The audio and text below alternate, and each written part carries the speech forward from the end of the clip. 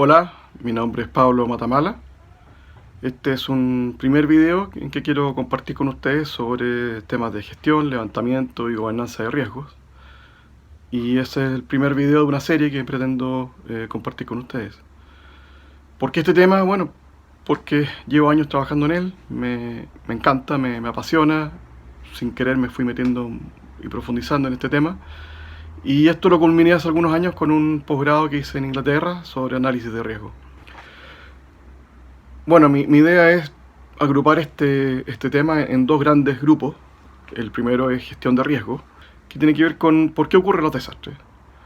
Y básicamente explorar el por qué llegamos a situaciones en las cuales eh, una serie de circunstancias se combinan para llevarnos a un desastre. En este caso, todos recordarán el año 2020, en la explosión en el puerto de Beirut. Fue muy viralizada la cantidad de imágenes de la explosión. Fue algo bastante impactante, consecuencias tremendas, 205 muertos, 6.000 heridos, realmente increíble, un daño enorme. Y cuando se empezó a profundizar en por qué había ocurrido esto, se descubrió que todo básicamente se inició en un incendio en una bodega donde habían almacenadas más de 2.000 toneladas de nitrato de amonio, una sustancia altamente explosiva, en un lugar donde supuestamente estaba prohibido su almacenamiento, no estaba tampoco preparado para contener ese tipo de sustancias. Y la verdad es que eso estuvo 6 años ahí, en conocimiento de las autoridades, y nadie hizo nada, hasta que finalmente, claro, una serie de situaciones, un trabajo de contratista, terminaron generando una explosión. Entonces, ¿por qué finalmente llegamos a esto? ¿Cómo ocurre esa concatenación de eventos? Otro caso que también podemos usar como ejemplo, lo que ocurrió el año 2019 acá en Chile, donde una ciudad completa, Osorno, quedó sin servicio de agua potable por más de una semana. Y la empresa sanitaria a cargo de la distribución del agua terminó perdiendo la concesión, tuvo que afrontar millonarias multas y compensaciones, tuvo que asumir una pérdida económica enorme. Y cuando, claro, se indagó qué había ocurrido, claro, detrás de esto había un generador eléctrico de respaldo que tenía un pequeño estanque de petróleo y ese estanque se rebalsó, contaminando el agua. Había una falla, un indicador, una bomba que no se detuvo, un operador que se olvidó que estaba llenando el estanque, o sea, una serie de pequeños hechos que se combinaron para llegar a una gran catástrofe. Entonces, ¿por qué ocurre esto? ¿Cómo es que llegamos a esto? Bueno, la respuesta a esto es lo que trata de eh, traernos lo que llamamos las teorías de riesgo, que fueron desarrolladas a lo largo del tiempo, tratando de explicar, y probablemente la combinación de ellas pueden darnos alguna respuesta.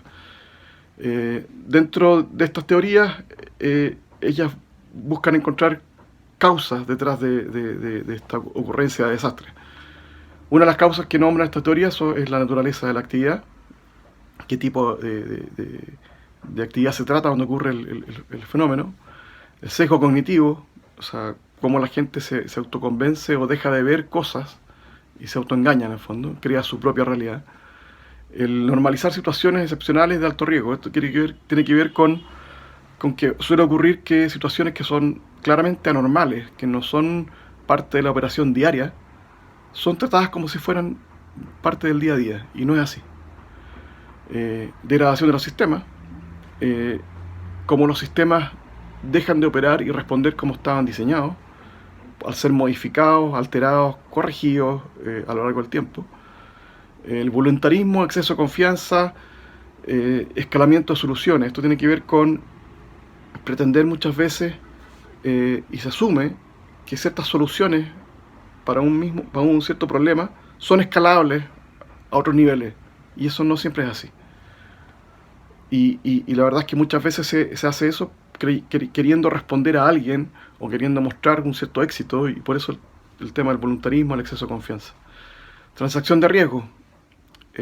Muchas veces tomamos acciones para reducir o para mitigar un riesgo, pero la verdad es que en ese mismo procedimiento estamos a veces alterando, incorporando nuevos riesgos o aumentando otros que ya están existentes.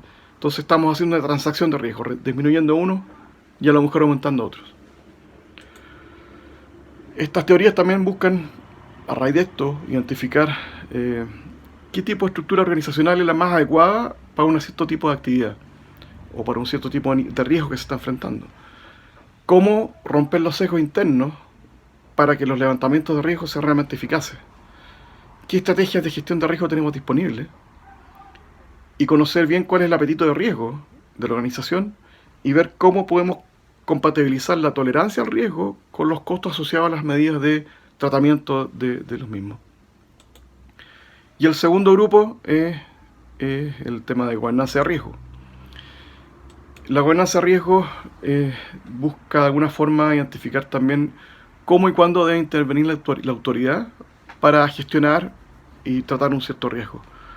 En el caso del ejemplo, la pandemia que se inició en 2020, la autoridad tomó, ¿no es cierto?, medidas como restricción de la movilidad, distanciamiento social, uso de mascarillas, vacunación masiva. Pero ese era el nivel y el foco de las medidas que eran adecuadas para ese tipo de riesgo. Bueno, eso es parte de lo que vamos a buscar también ilustrar. Otro caso, otra situación, la crisis hídrica. Se ha hablado de posibles razonamientos en Chile y en Santiago particularmente. Hay campañas de concientización al público en el uso del agua. Se genera un protocolo para enfrentar este razonamiento de agua. Bueno, de nuevo, ese es el tipo de intervención que es requerido por este tipo de riesgo. ¿Qué puede ocurrir? ¿Qué actores pueden salir a la luz? ¿Qué reacciones pueden tomar a raíz de esto? Entonces, la idea es mostrar varias herramientas que están disponibles para analizar este tipo de situaciones y guiarnos un poco cuál es la intervención que es necesaria y anticipar el tipo de conflictos o controversias que se pueden desatar. Es decir, buscar identificar el nivel y el foco de la intervención que sea más adecuado para el riesgo específico. ¿Cuál es el impacto de esa intervención? ¿Y cuál es la reacción esperable en la opinión pública o en el público afectado? ¿Cómo puede ser o se puede anticipar o no la actuación de ciertos grupos de interés según su nivel de organización?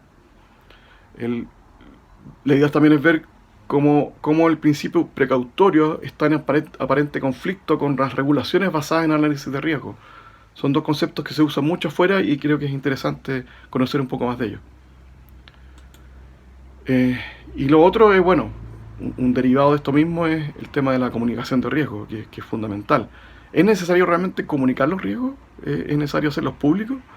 No basta con solo hacer una correcta y completa evaluación de los riesgos. Y si es así, los números y datos que se generan a partir de esta evaluación son suficientes como para sencillamente mostrarlo y que hablen por sí mismos. ¿O hace falta algo más? ¿O tenemos que preocuparnos de cosas como la percepción de riesgo? El público no reacciona igual frente a riesgos equivalentes. La transacción de riesgos, nuevamente, es un factor importante. ¿Qué riesgo está dispuesto el público a aceptar a cambio de otros? La amplificación social de riesgo. ¿Por qué ciertos riesgos, pese a que son incluso equivalentes o menores que otros, terminan teniendo un efecto o un impacto mayor en la audiencia que lo recoge en el fondo? Y eso también es relevante tenerlo en consideración cuando se habla de comunicación de riesgo. En resumen, en esta serie de videos yo pretendo compartir con ustedes temas de teoría de riesgo, gobernanza de riesgo, comunicación de riesgos. La idea es ilustrar con ejemplos emblemáticos de situaciones que han ocurrido afuera, internacionalmente y en el ámbito nacional.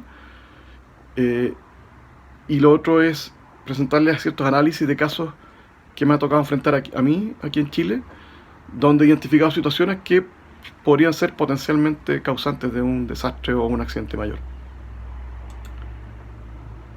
Así que bueno, eso es por ahora. Este es el primer video. Espero que me acompañen en los que vienen y ojalá les interese.